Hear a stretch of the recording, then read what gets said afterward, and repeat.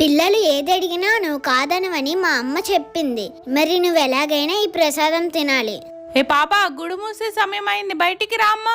దుర్గమ్మ, నా ప్రసాదం తిన్నంత వరకు నేను రాను. అమ్మవారు తినడమేంటి?